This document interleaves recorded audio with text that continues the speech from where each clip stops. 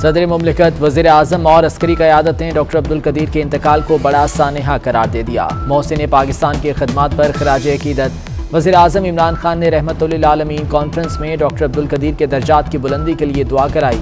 سابق صدر آصف علی زرداری کہتے ہیں ڈاکٹر عبدالقدیر کی ملک کے لیے خدمات ناقابل فراموش۔ بلاول بھٹو زرداری نے کہا کہ قوم ڈاکٹر عبدالقدیر کی ہمیشہ مقروض رہے گی۔ نون لیگ کا ڈاکٹر عبدالقدیر کے انتقال پر ایک روزہ سوگ کا اعلان۔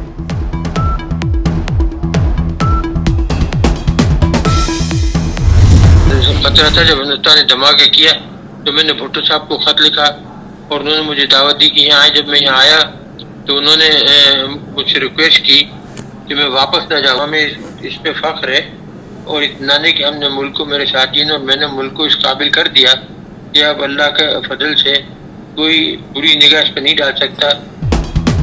ڈاکٹر عبدالقدیر خان کو پاکستان کے ایٹمی طاقت بننے پر فخر۔ 24 نیوز کو آخری انٹرویو کے دوران سیکیورٹی نظام پر بھی روشنی ڈالی۔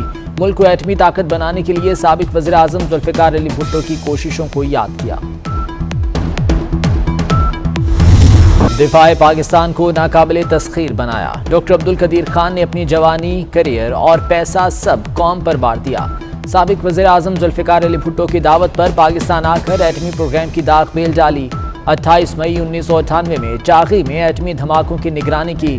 خدمات کے اعتراف میں انہیں 2 بار نشان امتیاز، 1 بار ہلال امتیاز اور 3 صدارتی ایوارڈ سے نوازا گیا۔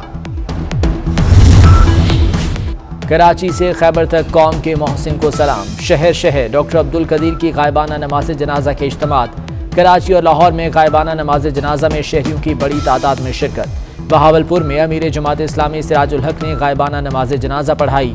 مردان میں بھی محسن پاکستان کی غائبانہ نماز جنازہ کا اجتماع۔ ایم کیو ایم کے زیر اہتمام کراچی میں کل غائبانہ نماز جنازہ ادا کی جائے گی۔ سب سے بڑی وجہ ایک غریب غربت کی یہ ہے کہ اس کے ملک کا جب پیسہ چوری ہو کے باہر جاتا ہے، جب اب معاشرہ ہی نہیں اس سے لڑے گا تو گورنمنٹ کتنے کرپٹ لوگ پکڑ سکتی ہے؟ تو جو بھی ان اصولوں پہ چلے گا وہ اوپر چلا جائے گا۔ وہی لوگ جو سارا وقت دھاندلی کہتے ہیں وہ کریں گے ٹیکنالوجی نہ لے کے۔ ہم اب ایک رحمت العالمین اتھارٹی بنانے لگا ہوں، اس کا تو پیٹرن میں خود بنوں گا۔ دھاندلی کا رونا رونے والے الیکٹرانک ووٹنگ کی مخالفت کر رہے ہیں۔ حکومت کرپشن کے کتنے کیسز لڑ سکتی ہے؟ کیسز معاشرہ لڑتا ہے کیونکہ پیسہ معاشرے کا چوری ہوتا ہے۔ اخلاقیات کے بغیر معاشرہ ترقی نہیں کر سکتا۔ وزیر اعظم کا رحمت للعالمین اتھارٹی بنانے کا اعلان، نگرانی خود کریں گے۔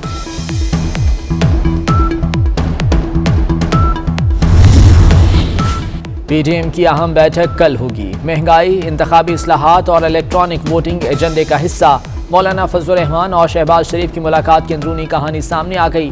مولانا کا انتخابی اصلاحات کی پارلیمانی کمیٹی کا حصہ بننے سے انکار۔ شہباز شریف کو پی پی اور اے این پی سے غیر ضروری قربت سے گریز کا مشورہ۔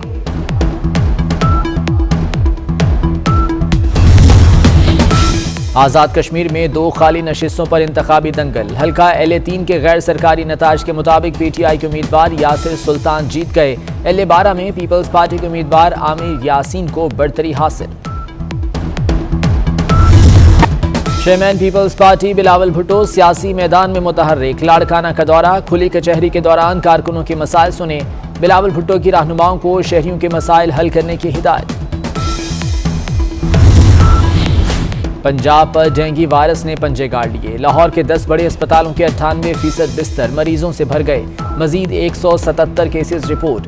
وبا پھیلنے پر محکمہ صحت کو بھی ہنگامی اقدامات کا خیال آ ہی گیا۔ ایکسپو سینٹر اسپتال میں تبدیل۔ اسپتالوں میں سہولتیں نہ ہونے کے سوال پر ڈاکٹر یاسمین راشد بھڑک اٹھیں۔ بھری پریس کانفرنس میں صحافی کو ڈاکٹر ہونے کا تانا جڑ دیا۔